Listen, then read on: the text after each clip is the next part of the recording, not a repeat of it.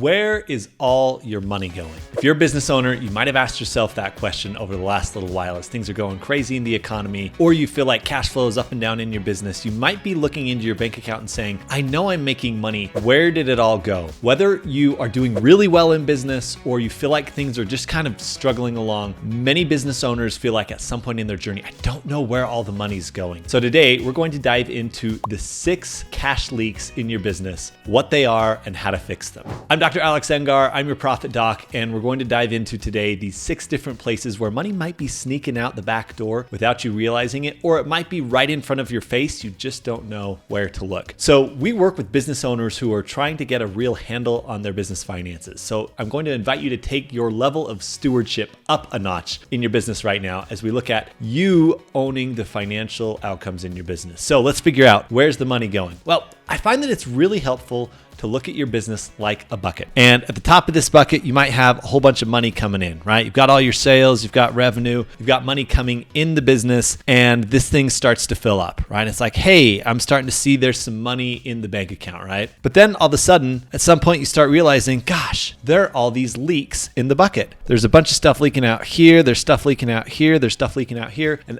I don't know where it's really going. And you get far enough into business and you realize, I can't just keep filling up the bucket more and expecting better results or different results. I have to fix the leaks. So that's what we're going to do today. I want you to put your thinking cap on, grab something to take notes with, or listen while you're driving. Here's the different cash leaks. We've worked with a ton of different business owners across many different industries, and I keep seeing the same things come up over and over again. Business owners who think, oh, I can just go outsell all of my problems. And in reality, the marketing and sales side of your business is really important, but what good is it if we don't know how to keep all of that money that's coming in, and ultimately keep it for you, the owner, and for your business to keep growing and scaling. So let's check it out. The very first cash leak. What is it? Well, this is pretty easy. If you run a service-based business, you might feel like you don't have this one, but I'm going to tell you, you actually do. This is cost of goods sold. So a lot of times in your business, it's whatever your materials are, your direct labor, sometimes they call it. Whatever the actual thing is that you're selling, there's a cost to produce it. If you're a service-based business, it might be the employees that produce the service. So think about your cost of goods. How much is it as a percentage of your sales? So if you go think about, okay, I have $100 come into this thing. So let's use $100 here. Where does the money go? Well, we might have a leak out the bottom here where I've got to take $40 right off the top, goes out to cost of goods,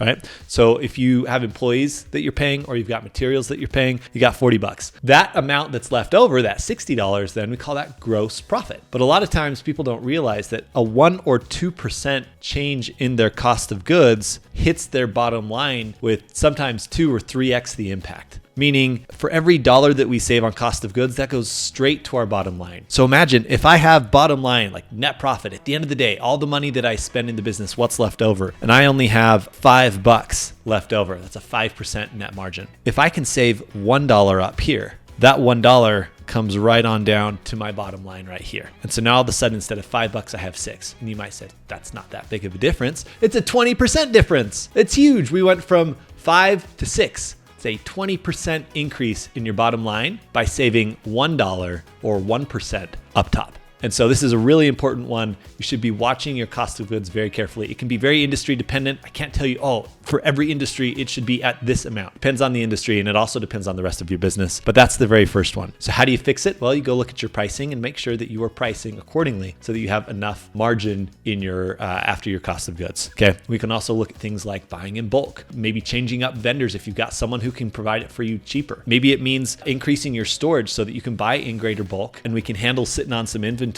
so that we can get our pricing down cheaper. Now, what's the second one? Second one is everything else in the business from an expenses standpoint. A lot of times you just hear it lumped in as overhead. I would call it your expenses. So things like payroll, rent, insurance, all those things. But then there's one really sneaky guy that comes in.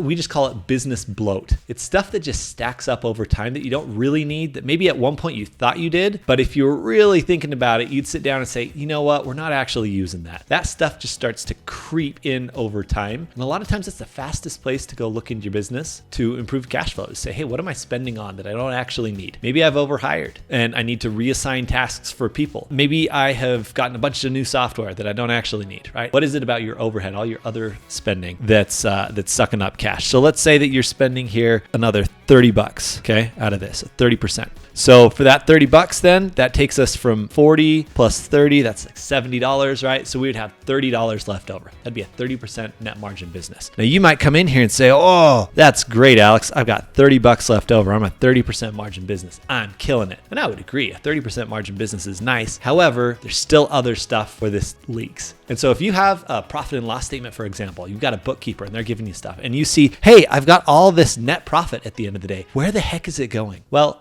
here's where it's going. Oftentimes, and this is one of the biggest places where money leaks out, it's debt. People don't realize, most business owners don't realize that debt and the payments that you're making to old debt don't show up on a profit and loss statement. What does that even mean, Alex? Well, it means that debt is not a business write-off. The money that you're paying back on old debt, that money is not a business write-off. Why, Alex? It's money going out the door. Yeah, but when you got that loan in the first place, imagine that you got a loan for $100,000. It's coming into your business and we don't count it as revenue or sales. And so because we don't count it as revenue or sales when it comes into the business, we can't count it as an expense when it goes out of the business. You might see an interest expense, and that part is a business write-off. But the main chunk, what we would call the debt principal, the main money that you actually got loaned, when we pay that back, it's after tax money. So imagine here, we got this $30 and let's say we've got, let's call it $10 of debt. That $10 of debt now has to come out of that 30. So here we've got minus our $10. So we're going to be taxed on $30 because if that was our net profit, that's what we get taxed on. But then we still have to save for that debt. And so this is how companies can be net positive in profit,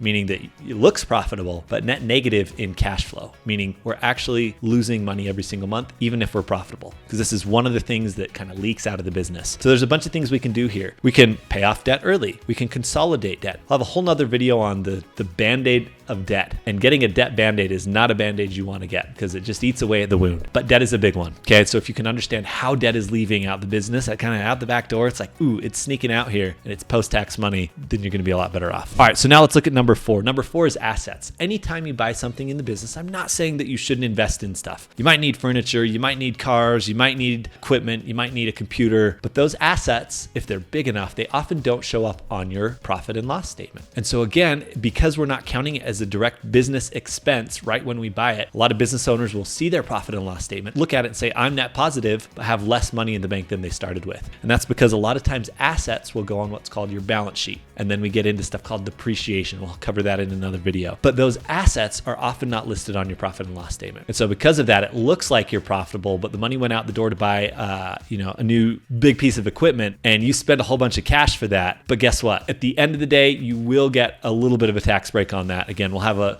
look for a video on depreciation coming up because that's something a lot of people just don't understand. Number 5, taxes. Oh, such a fun one. Now, this obviously varies as to whether you're taxed as an LLC, a partnership, whether you're taxed as an S Corp, maybe a C Corp, or a sole proprietor. But a lot of times people just don't realize that they need to be saving for taxes along the way. We have whole trainings on taxes. It's one of the number one things that business owners don't understand. We won't get into it here. The simple way to make sure that you're not paying too much in taxes is to have a great accountant who can help you see where you can save money. And have an accountant that's proactive. And if they're not proactive, then you got to hound them to sit down with them and have them say, you know what? I don't just want you to file my taxes. I actually want to sit down and talk tax strategy with you for my business and personal life. Okay. Number 6 is owner comp. Now you might be saying, Alex, I have to pay myself. Like that's the thing. That's the whole reason the business exists. I get it. And yes, absolutely. However, see a lot of business owners overpaying themselves when their cash flow doesn't really support it. So they start getting themselves into debt. Then we get over here into this whole debt Band-Aid thing that's like, ooh,